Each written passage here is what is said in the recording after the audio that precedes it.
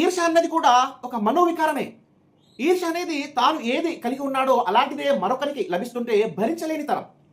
ఉదాహరణకు తానే సొంత బిల్డింగ్లో ఉండాలి, తన పిల్లలే పెద్ద పెద్ద చదువుల్లో గొప్పగా రాణించాలి, తన సంతానానికి మంచి ఉద్యోగాలు రావాలి, పెళ్లి సంబంధాలు రావాలి అనే భావన ప్రగాఢంగా కలిగి ఉండి ఇతరులకు అలాంటివి కలిగితే అది చూచి ఓర్వలేని తనాన్నే ఈర్ష్య అంటారు. ఒక మనిషిగా ఉండాలంటే ఈ మనోవికారాలు ఉండకూడదు. అదే ఒక దైవ విశ్వాసి అయితే వాటిని అసలే దరిచేరనివ్వకూడదు. ఈ మనోవికారాలను చిత్త మాలిన్యం అంటే మానసిక అపరిశుద్ధత అని అంటారు. ఈ జుట్టును వదిలించుకోకుండా గుసూల్ అంటే శిరస్థానం పేరిట, వజు అంటే నమాజుకు ముందు చేసే శుద్ధి పేరిట బాహ్యంలో ఎంతగా రుద్దినా తోమినా పరిశుద్ధం కాజాలరు. అలాంటి వారి విషయంలో యేసు ఏమంటున్నారో ఒకసారి పరిశీలిద్దాం.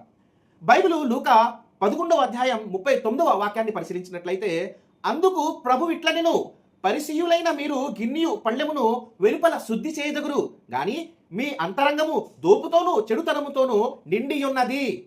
అంటే గుసూల్ వజూ లాంటి బాహ్య పరిశుద్ధతను నిష్టగా పాటిస్తూ ఆంతర్యంలో పేరుకుపోయిన ప్రతికూల భావోద్వేగాలను తొలగించుకొని మతబోధకులను యేసు చీదరించుకుంటున్నారు.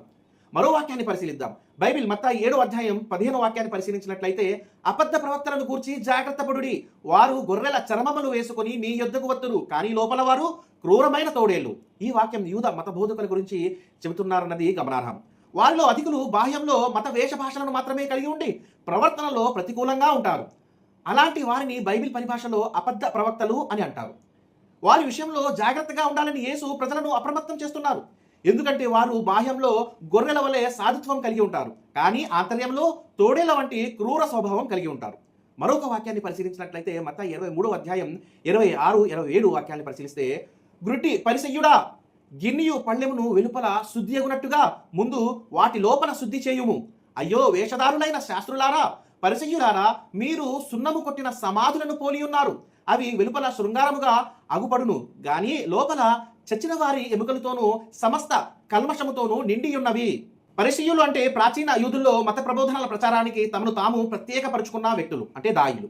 వారు బాహ్య మత వేషాధరణ, వసూలు, వజు వంటి వాటితో బాహ్యంలో తోముకోవడానికి, కడుక్కోవడానికి విశేషమైన ప్రాధాన్యత ఇచ్చేవారు. ఆ నేపథ్యంలో యేసు బాహ్యాన్ని అలంకరించడానికి, తోమటానికి, రుద్దటానికి ముందు తమ అంతరంగాన్ని పవిత్రం, పరిశుద్ధం చేసుకోండి అని ఆజ్ఞాపిస్తున్నారు. చూశారు కదా, ఈ 5 మనోవికారాలు అనుమానించడం, ఇతరుల తప్పులను వెతకడం, అసూయ పడటం, చాడీలు చెప్పడం, ఈర్ష్య పడటం వంటివి ఎంతటి దుష్పరిణామాన్ని చేకూర్చి పెడుతున్నాయో. ఈ 5 మనోవికారాల నుండి దూరంగా ఉండాలని అల్లాహ్ మరియు ప్రవక్త తీవ్రంగా హెచ్చరిస్తున్నారు. కాబట్టి మనం ఈ 5 మనోవికారాల నుండి పరిశుద్ధులు గావించి జీవితం గడపాలని, అలాంటి భాగ్యాన్ని మనందరికీ పరమేశ్వరుడైన ఆ అల్లాహ్ ప్రసాదించాలని ప్రార్థిస్తున్నాను.